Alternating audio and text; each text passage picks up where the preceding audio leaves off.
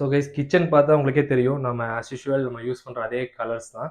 இது பார்த்தீங்கன்னா ஒரு ஃபாஸ்ட் மூவிங் கலர்ஸ்னே சொல்லலாங்க. இந்த ஒயிட் அண்ட் கிரே இந்த யூஸ் பண்ணாலே உங்களுக்கு தெரியும் கிச்சன் ரொம்ப ரிச்சாக மாறிடும். ஒரு கிளாசிக் டிசைன் அந்த டிசைன் அப்படியே கொண்டு வந்து கொடுத்துரும். ஸோ அந்த நீங்கள் பார்க்கும்போது தெரியும் இந்த செல்ஃப் எல்லாமே நம்ம க்ளோஸ் பண்ணிட்டு செக்குடு கிளாஸ் கொடுத்துருக்கோம். ஸோ செக்குடு கிளாஸ்க்கு white door and black door அந்த ஒயிட் டோர் நான் கிரே கலர் கொடுக்கும்போது உங்களுக்கு ரொம்பவே லுக் அழகாக வந்திருக்கும். ஸோ மேலே லாஃப்ட் உங்களுக்கே பார்க்கலாம். லாஃப்ட் ஃபினிஷிங் எல்லாமே பார்த்தீங்கன்னா டோர் அப்படியே ஒரு உட்டன் ஸ்டைல் அப்படியே வந்திருக்கும் உங்களுக்கு. ஸோ கார்னர்ஸ் எல்லாமே அதே மாதிரி தாங்க இருக்கும். எந்த இடத்துல உங்களுக்கு எந்த ஒரு ஜாயிண்ட்டோ எந்த ஒரு இதுவும் இல்லாமல் ஒரு பார்க்க பக்கா உட்டில் கூட எப்படி இருக்குமோ சேம் அதே லுக் அப்படியே கொண்டு வந்து கொடுத்துருக்கோம். ஸோ இதாங்க கிச்சன். ஸோ இங்கேயும் பார்க்கும்போது செல்ஃப் அப்படியே க்ளோஸ் பண்ணி கொடுத்துருக்கோம். அதுக்கு நம்ம முடிஞ்ச வரைக்கும் அந்த டிசைன் கிளாஸ் கொடுத்துருக்கோம், அதாவது செக்கர் கிளாஸ் கொடுத்துருக்கோம். ஸோ கீழே நீங்கள் பார்க்கலாம் வாஷ் பேஷன்.